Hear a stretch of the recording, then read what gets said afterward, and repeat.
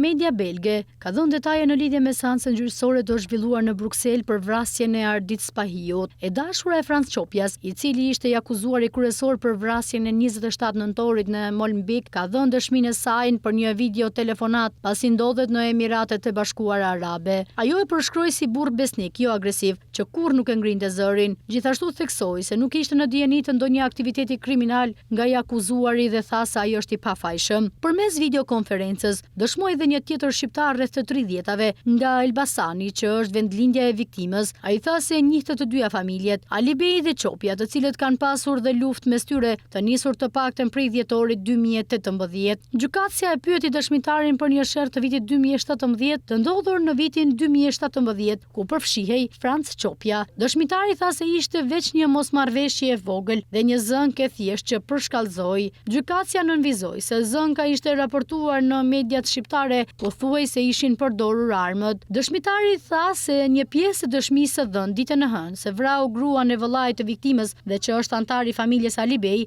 është një gënjeshtër.